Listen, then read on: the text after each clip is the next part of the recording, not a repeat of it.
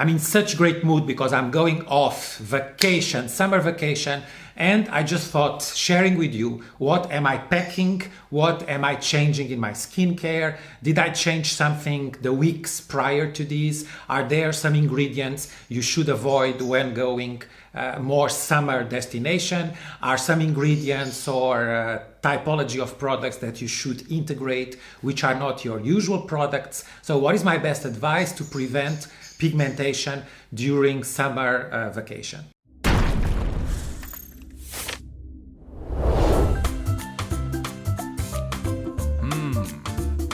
Oh! Hi skincare people, Custodio here, DH Traveler, always asking the question in this channel, what is that skin wanted before marketing got in the way? Thank you for being here. If you already know the channel and it's not your first time, it really makes me happy to know that you are here again. Always consider leaving comments below, also following me on Instagram, same name, DH Traveler. If it's your first time, the idea here, it's more or less to talk honestly about skincare. I work in product development and I've always worked in the skincare industry all my life. So today, as already mentioned, I thought putting together just very few ideas which, from my experience, from my own beliefs, are the do's and don'ts when you go more to a summer destination. It's important to highlight that when I say going towards a summer destination, it doesn't mean for me to lay under the sun hours and hours. So I'm 50 years old. Since my 30 years old, I would say, I no longer tan. So it's a decision you have to make for yourself. It's not really possible to have it all in life, in anything, and when it comes to skincare is the same. So you have to make your own decision how much tanning it's so crucial, so essential. I'm not here to anyway tell you that you cannot tan, but I have to tell you, which is biology, you cannot tan without having a certain level of damages for cells and for skin, because basically tanning is a defensive reaction. But we all in life, we're not going to be eternal, right? So we need to make our own decisions, and I also made mine. So that's why I'm telling you I don't lay under the sun, but because I go to summer destinations, I'm going to swim, so I'm going to be for sure having more UV exposure. Is this relevant for my skin? I have an oily skin with tendency to pigmentation, so I know that sun makes my pigmentation worsen. So what are the things I truly change when thinking vacation and going on vacation? So one thing which I slow down, I don't say I entirely stop, but I slow down the frequency of AHA, BHA, PHA, so anything peeling. I think when you move more closer to the sun, you should consider that for those weeks, having a bit more of that cells, anyway, exposure to the sun will have a shed off of that cells naturally. At the same time, skin tends later on to become thicker. That's why some people also think that the skin looks younger when tanned. Is not only the optical and the color change, but there is a thickening of the epidermis, which then later on becomes a thinning of the epidermis. So I reduce exfoliation and I don't bring exfoliation during that period. I don't agree with the advice that during summer you should exfoliate your skin more often to have a more glorious tan. You see here the focus is the tan. It's not the skin health and it's not preventing the signs of aging. So if you want to have a more glorious tan, exfoliating is a good advice. If you are mostly thinking about your skin well-being and about your age signs all the rest of the year, exfoliating during your summer vacation, it's not a good advice. By the same token, I also don't bring clay masks. Not that the clay masks are as abrasive as the scrubs, but they still have a component which I think it's not that absorption, it's not necessarily needed. If you are more of an acne prone skin and you need to have more cleansing masks, then of course you will find your balance. I mean, I'm talking about, as I said at the beginning, my own packing, my own beauty case. Being 50 years old, even though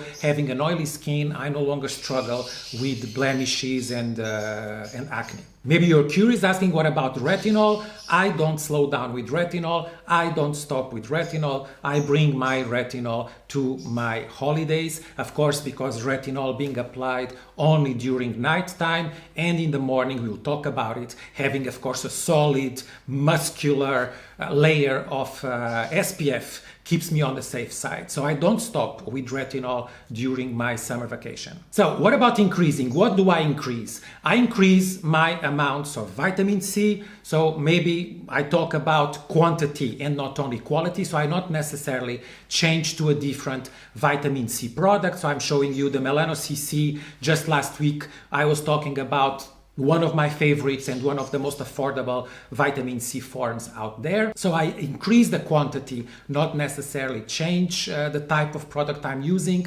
because if you want to prevent UV damages, associating vitamin C and the right SPF is the most you can do. Another thing I also increase, and I start actually doing them more often the weeks prior to going on vacation, it's moisturizing soothing masks. I'm showing you my own Swissline, one of my favorites, which is iris root milk, cucumber, olives and olive oil, honey. So it's in Force Vital, which is a more alpine botanical collection we have at Swissline. And this is definitely a product which I don't do normally because this is more for sensitive dry skin. But then it's something which I bring. And whenever I feel that I was under the sun more than I should, maybe in the afternoon before you go out for dinner, you're going to have a shower, take the salt, take the chlorine out of you. So 10 minutes prior to that shower, you can just simply have a good layer of a soothing, moisturizing mask and keep that throughout your summer holiday, even daily. So these are the things I increase, things which I'm already doing.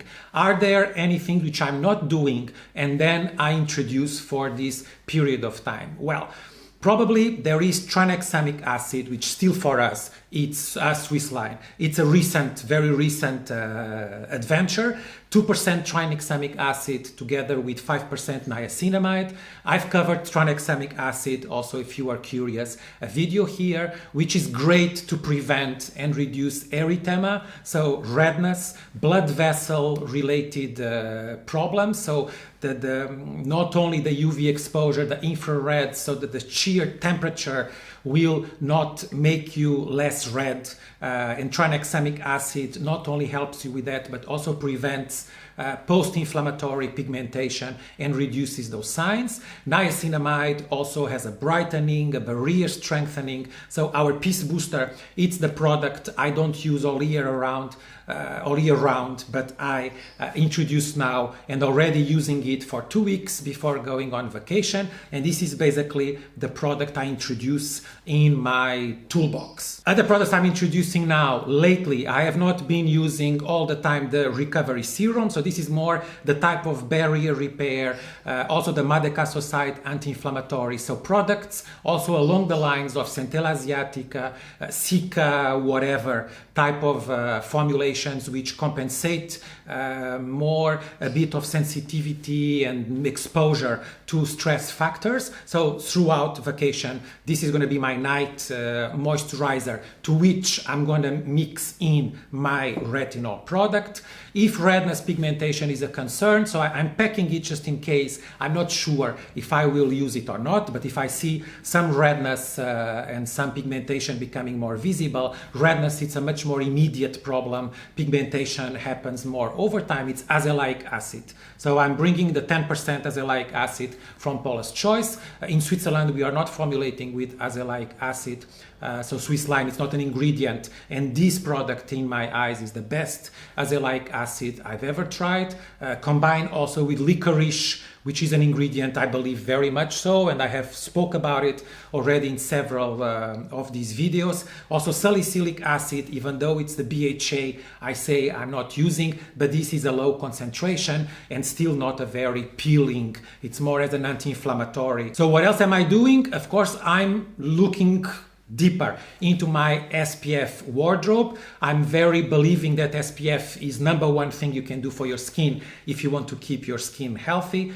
Throughout the year, we always favor the most invisible, the most lightwear, the most urban friendly, because we live in cities and we don't want to see a layer, a film, a cast on top of our skin. So that's why I think that vacation time, it's also the time to let go all that. I think it's even trendy that throughout summer holiday, you have a little bit of a cast, you have a little bit of a patch here, you have maybe in some specific spots. It shows that you care. There is a change in this paradigm. When I started 30 years ago in this industry, nobody would ever want during vacation to have any white mark. On the contrary, it was perceived the darker tan you were exhibiting, the better vacations you were having. I think this paradigm already shifted, which is good. So we no longer want to see deep tan. We just want to see a sun-kissed, somewhat bronze tone. And seeing some SPF on the face during vacation is not an issue. So what I do is that I also take opportunity. I'm just sharing 4 of my favorite sun protectors I'm using presently. One, my own Swissline, so the brightening biphase veil SPF 45. It's one I don't use throughout the year exactly because it's very brightening. It leaves you not a white cast, but there is an optical effect which I don't like throughout the year because I have a Mediterranean skin tone, I have yellow undertones, and this to me it's too much brightening. But for summer, that's when I enjoy using it, which is one of our best sellers, because I don't mind, and that's my message. Rethink your summer style. If some of the SPF is visible, don't worry about that. And that's actually the time to not play any doubt. And maybe layering a bit more of SPF, using bigger amounts of the product will only serve you good. If you want to go invisible, there is always one of my favorite City Defense from Murad. Also 100% mineral, like the one I showed you before. This one more invisible, that one more brightening. If your skin is more prone to oiliness, so I always pack, it's one of my favorites as well, Paula's Choice Super Light Daily Wrinkle Defense SPF 30. So if also due to vacation, change of food, you feel that your skin is becoming more oily and even some blemishes can pop up, this is always a good way to control oil, to control shine. And for the first time, I'm just trying Ultra Sun, which is a brand I know well. It's a Swiss-made brand. They have just extended so much their offer and their formulations. Some I already tried, and this is a tinted SPF 50, which is very not really covering, but just ever so slightly.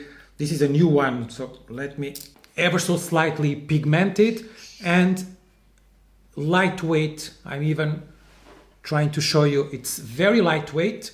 But the beauty of this is that it has a bit of a tint. So I'm also packing these thinking that eventually there might be an evening, there might be a dinner that you want to look your best. You're going to be a little bit like under artificial lights. So either you'll do makeup, but maybe summer you don't feel like doing makeup. So it's always a good idea to also pack an option of an SPF which has a bit of a tint and it will conceal and give a bit more of an even complexion. So this is it. I believe in simplifying. This sounds like a lot of stuff, but believe me, throughout the year I do more stuff than just what I'm showing you. So I hope this was useful, maybe a little bit chaotic, but this was not meant to be. It shows that I'm going on vacation. I didn't prepare any notes and everything I said is just from the heart. Leave comment below in case you didn't get this or that, if there is any doubt.